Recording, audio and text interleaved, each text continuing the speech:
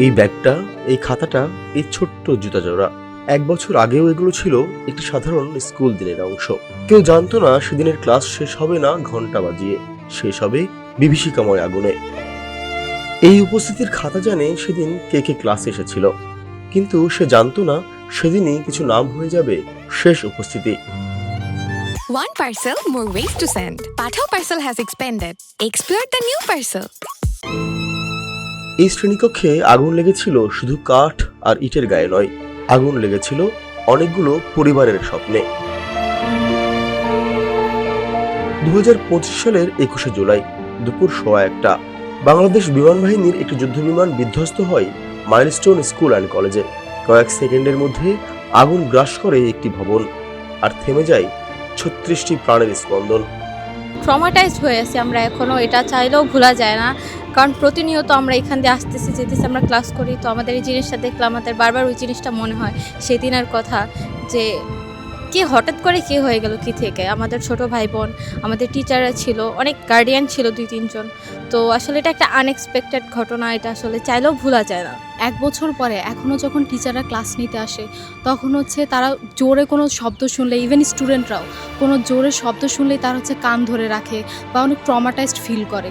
So এই জিনিসগুলো না আসলে রিমুভ হতে নিজের থেকে অনেক টাইম লাগবে, আর এই জিনিসগুলো ভোলার মতো না। 1 বছর কেটে গেছে, কিন্তু সময় সব ক্ষত সারিয়ে দেয়নি। আজও অনেক শিক্ষার্থীর কাছে বিমানের শব্দ মানেই আতঙ্ক।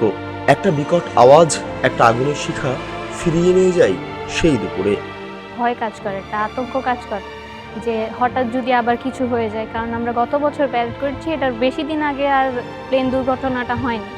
আমরা স্টিল ক্লাসে বসে আছি, এমন টাইমে যদি একটা প্লেন উড়ে যায়, টিচাররা সহ একটু আঁতকে ওঠে, স্টুডেন্টরাও ভয়ে অন্যদিকে তাকানো শুরু করে। বছর আগে এই দিনে যে দৃশ্যটা পুরো আমাদের চোখের সামনে এসে পড়ে। ইভেন আজকে যে আমরা এই আমাদের ইউনিটটা একটা প্যারেড করলাম, এখানে এই বিল্ডিংটার সামনে দাঁড়ালাম, মনে হচ্ছে আমি সেই ঠিক 1 বছর আগে আছি।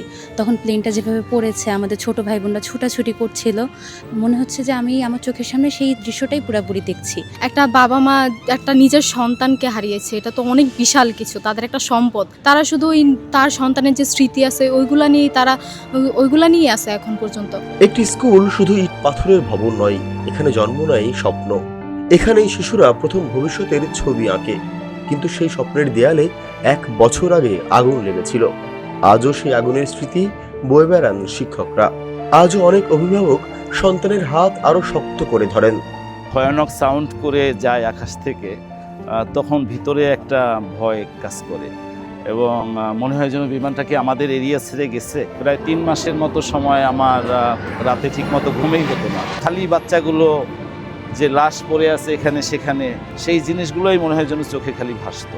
1 বছর পেরিয়েছে, গার্ড অব অনার, ফুল দেওয়া, দোয়া হয়েছে নীরবতা পালনও, কিন্তু কিছু প্রশ্ন এখনো নীরব। তদন্ত প্রতিবেদন এখনো আলোর মুখ দেখেনি। অনেক অভিভাবকের উদ্বেগও কাটেনি। অভিভাবক বা শিক্ষার্থী যারা ছিল, আমার মনে হয় সবার মনেই ওই যে সময়টা, যে স্মৃতিটা ছিল 21শে জুলাই নামটা আসার সাথে সাথে ওই স্মৃতিটা ভেসে ওঠে। আজকে একটা জোরে একদম প্লেন যাচ্ছিল এবং সবাই অনেক আতঙ্ক সৃষ্টি হয়েছিল। সেদিনও ট্রমাটাইজড ছিল, এখন আজ পর্যন্ত এই জিনিসটা এখনো ট্রমাটাইজিং সবার ভিতরে।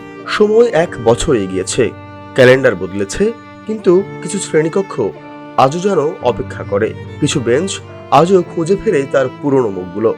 কিছু বই শেষ পাতায় পৌঁছাতে পারেনি, আর কিছু স্বপ্ন শুরু হওয়ার আগেই শেষ হয়ে গেছে। মাইলস্টোন একটি প্রতিষ্ঠানের নাম নয়, একটি দুপুরের নাম, যে দুপুর থেকে আজও অনেক মানুষ ফিরে আসতে পারেনি। বিকাশ বিশ্বাস, টাইমস অফ বাংলাদেশ।